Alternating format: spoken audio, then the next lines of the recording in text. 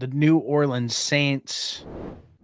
The Saints desperately need to fire Dennis Allen, rebuild this roster.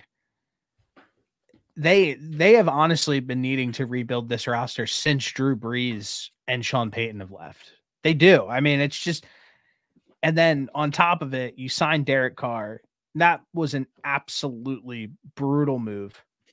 And he for an outrageous amount of money. And they can't get out of the contract. And he's the definition of a check down merchant. He's just not very good. And I don't know how Saints fans feel about Derek Carr, but watching him like yell at Chris Olave and do all that stuff, like being like over the top during the season last year was infuriating. And then lastly, the clip of not Chris Godwin. I just said his name. It's the Sharpie. Who is it?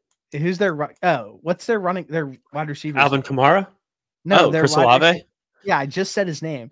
The clip of it's the Sharpie. The clip of Chris Olave literally being like, the reporter being like, oh, like, has there any been like big plays or flashes from camp that you guys have like been happy about? And he just like sits there and smiles, and the reporter's like, if it's you can say it. And he's just like, nah, there really hasn't been any. Like, I feel like this, at least lie. I feel like this team is in a brutal spot, and we're going to get into their 2023 season, but okay, you can go ahead and win 9 wins, but being in the dead middle of the pack is going to be the theme of today. Like, is just not the place that you want to be as a football team, especially when you can't get over the hump. And it's just like, this team is the definition of being average. Yeah. They're old too. They're very old. We'll get into that. But this 2023 season, Saints 9-8, 5-3 at home, 4-5 away, missed the playoffs. Yeah, I mean, good for them. The only thing that they did last season was play themselves out of getting a better draft pick. Yeah, they didn't really have any significant wins or losses. Like, they had an extremely easy schedule, and they like beat the teams that you would expect them to beat and lost to the teams that you would expect them to lose to. So nothing groundbreaking there. Losses. I have to pour one out for Michael Thomas. Yeah. How his career has played out might be one of the most disheartening things of all time. He was so good with Drew Brees. He was an animal. Like, I loved Michael Thomas, and it seemed like he was going to be one of those special players, and injuries absolutely derailed this guy's career. And as of now, the time of this recording, he is not on an NFL roster, and correct. I don't foresee him getting picked up. I mean, I don't think so, at least. Yeah, he's had a foot. Yeah, last couple of years. Foot and injury. ankle. Yeah, hate it. Yeah, I don't really see anybody picking him up either. Which is sad because I'm right there with you. He was an absolute monster for those years when he was with Drew Brees and was healthy, and it's pretty much gone downhill ever since. So upsetting. Anyway, Ryan Ramczyk, it seems like he's going to have to medically retire because of his knee. That's been all the reports. James, he's not a loss yet, but I mean, I feel like he's probably going to retire, so I put it in. And then James Hurst, he retired as well. Do you have any other losses on this team? Like, I don't know. I didn't really pick up on that much. I put on here Jameis Winston and Zach Bond. Yeah. And I'm pretty sure Zach Bond was hurt last year for them too. So, you know, it's bad when this team has won 9 games and the highlight of the entire season was Jameis Winston handing the ball off to Jamal Williams when they were up against the Falcons and scoring a touchdown when like the game was over, and Arthur Smith freaking out, and Jameis Winston after the game was like, that was a team decision. Like, if that is your highlight of your season, like, that's how you know it's time to blow it up, like, plain and simple. But that was hilarious. But at the same time, that play was sick, and I respect Jameis Winston and company for doing that. Also, Arthur Smith, fuck you for being a pussy like that. Dude, you would be that guy to think that was a cool move. Like, that's just who you are. Like, yeah, like, kneel the hold on. No. If you don't want them to score, don't let them score. If you get pissed off when they score, stop them. You play that team. That's how what I'm did the announcer say? What did the announcer say? You play that team twice a year. Have some class. Like, no, that's so lame. That's so lame. Ultimately, you're in the NFL. Like, that was stupid as fuck. Like, just the game's over. I disagree. The game's over. Yeah, I mean, that's who you are. You're also the guy that wanted AJ Brown to wear fucking pink cleats. Like, that's just who you are. Like, why does that matter? So his daughter knows which one he is out there. If his daughter doesn't know, no, I'm not even going to say anything because whatever is going to come out of my mouth, I'm going to get canceled. So I'm just going to stop. Additions to this roster. Chase Young. He's awful. I don't know why the fall off of Chase Young needs to be studied. I've never seen somebody, especially in the day and age that we're in right now, who cannot come back from an ACL injury. Every time that you see Chase Young, he has a monster lip in. And listen, I am not sitting here saying that I'm the epitome of health, but like, it literally never looks like Chase Young is in shape anymore when he was like a literal physical freak in college. And it looks like now he's so scary. Yeah. Now it's just like, he just looks like he's not that interested in getting back into that peak form. So Chase Young fall off needs to be studied, and it makes perfect sense that the Saints go and sign him. Yeah. I mean, they're taking a chance on him, I guess. I mean, what else can they really do? I feel like you kind of have, if you're in a situation like where you're not going to blow it up, if you're the Saints, you kind of have to be the team that gives guys another chance, is what it seems like. Whatever. I mean, I don't agree with it, but that's kind of what it looks like here. Ali Odu, Camille Hudson, and Shane Lemieux. They're literally signing guys that I am not familiar with in any way, shape, or form. And I say that I think I follow the NFL like pretty closely. They also signed Willie Gay Jr., Cedric Wilson, and Nathan Peterman, the worst guy in Madden. Yeah, and then like, what is Cedric Wilson going to do for that wide receiving core? Like that, their wide receiving core is. I'll get to it in a little bit, but they drafted Fuanga, who they think he's going to be able to play tackle. Everybody in the pre-draft analysis feels really strongly that he's not going to be able to play tackle at the next level, that he's an inside player. You sign Kellen Mond and then you draft Spencer Rattler. I don't know what they're trying to do at the quarterback position, but it seems very interesting that Derek Carr sucks and you sign Kellen Mond and Spencer Rattler, who are like of the same mold, but neither of those guys are that good. They also drafted Kool-Aid McKinstry. I was going to say about Fuaga was, what I read is he was playing right tackle at Oregon State all throughout college. But it looks like they're going to have him starting at left tackle. Crazy, but we'll see. That's a good idea. Make a guy flip, especially if there's already questions about him being an NFL tackle. No. I don't get me wrong. I think he's a good offensive lineman. I think if you do move him to guard, I think he could be phenomenal. I don't know how easy of a transition it'll be from right tackle to left tackle. Really the only problem is that like Trevor Penning, who they drafted 2 years ago from Northwestern, like that was supposed to like be their guy, and they're moving him to right tackle or somewhere else is what I was seeing. Yeah. So him not being the guy who you thought he was, losing Ryan Ramczyk to retirement, it seems like, and then having to flip Tuis Fuaga around, like Tuis Fuaga. Yeah. This O-line seems like a carousel, and I'm slightly concerned about it, honestly, at this point. Yeah, definitely reason for concern. So what makes them special? I don't think anything makes this team special. I think that they're decent on defense, but that doesn't mean too much.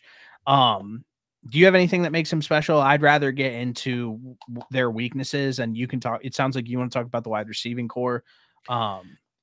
Can we talk about the weaknesses, or do you have anything that makes this team special? I don't think they have one special player.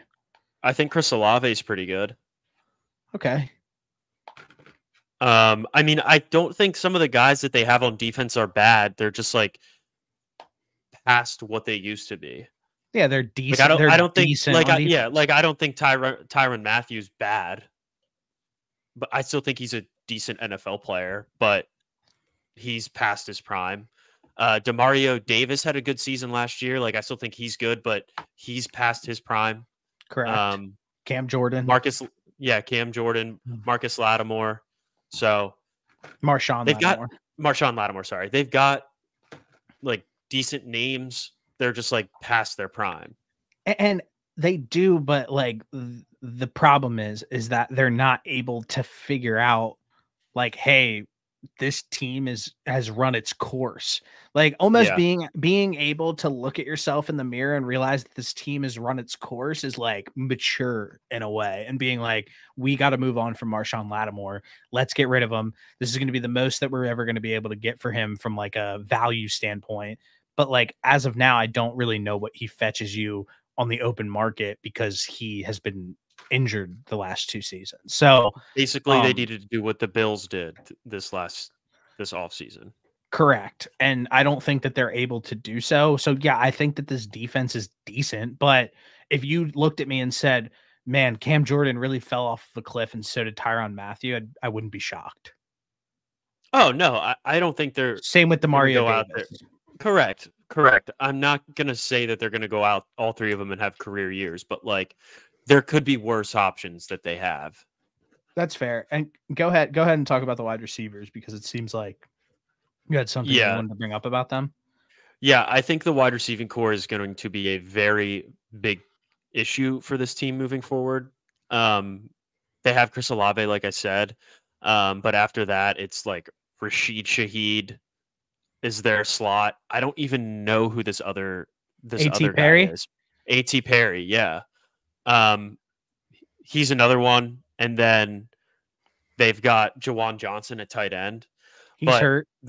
The one thing that I really wanted to point out was last year, Chris Olave led their team in targets with 138.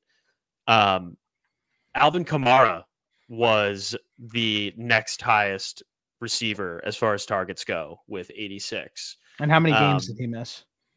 He missed 5 games at the beginning of the season, I believe. I think 6. 6? Either way, for him to be second in receptions after missing 5 games is not good. I mean, this could very well be the worst receiving unit in the NFL. Brother, they got Chris Olave, Cedric Wilson Jr., Rashid Shaheed, Equimius St. Brown, A.T. Perry, Bub Means. Jawan Johnson's going to be out for the first half of the season. And then you're still running. These guys have been here since Drew Brees, Taysom Hill, and Foster Moreau at tight end. I hate Taysom Hill. Blow this team up. This team's awful. And then I think Alvin Kamara still can play football. Like I am not down on Alvin Kamara.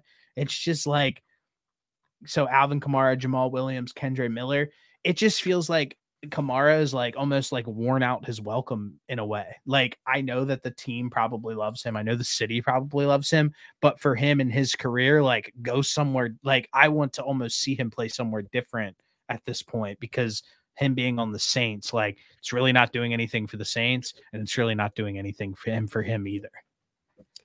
The Saints last year were terrible rushing the football. And I'm down on Alvin Kamara this season. The Saints didn't have a running back with a rush of more than 20 yards last year. Yeah, that sucks. But the O-line's not good. It's not good. But I feel like just by chance, Alvin Kamara would have had one run of 20 yards. Yeah, you would hope so. So I'm down on them as a whole on the offensive side of the ball. I am down on Alvin Kamara. I mean, he's probably going to be great for fantasy because they don't have anybody else to throw the ball to. That's really what I meant to. That's really what I meant. And you said at the beginning of this, which I fully agree with, that Derek Carr's a check down merchant. I mean, he'll probably get 5 targets minimum a game. So Alvin Kamara, good for fantasy, but probably not great overall for real life football. Yeah, I agree. I agree with that. Do you want to get in the 2024 prediction here? I don't have much about this team. This team's awful. Yeah. I just don't think they're gonna have much success this year. Let me see here. Take a look at this. Take a look at this schedule. They start off these first 5 games. They go against Carolina, and then they go Dallas, Philly, Atlanta, Kansas City. So that sucks. I think this team probably wins like. I think they 6-11 again, 5-10, or 5-12. Sorry, I don't. Well, they won 9 games last season. Oh, I know. Okay, you said again, so I was just making sure. I meant again as in because we just did the Bucks, and I was saying like, I think these teams are going to be just both terrible. I think the Lions finished second in this division. The Lions. Or the Panthers, sorry. Sorry, you're the high, Panthers. Bro. I know, I'm out of it. Yeah, I think that's a realistic expectation for that, or a realistic possibility, not expectation. My 2024 prediction for this team is like 7 wins. I just think that they're just going to do enough to keep screwing themselves over, and that's all that they do. They keep overpaying guys. They have to keep doing hula hoops through the cap. They always win enough games to not get them a special player. And I think that they're going to just do exactly that this season, just do enough to keep screwing themselves over. But I do think Dennis Allen has the hottest seat in the NFL this year. Ooh, yeah. I mean, that seems pretty fair.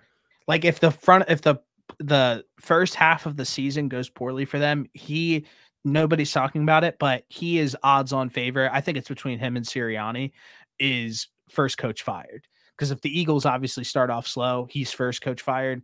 But if not, I think Dennis Allen could be first coach fired halfway through the season this year. Even before the Bucks coach. Yeah, I don't think Todd Bowles gets fired halfway through the season. I just think they thug it out. Okay. Yeah. I mean, Saints fans, sorry to lay into you guys. Your division's just ugly, and you guys have Derek Carr as your quarterback and not much else. Exactly. So, all right. Sorry, Saints fans. Audio Jungle.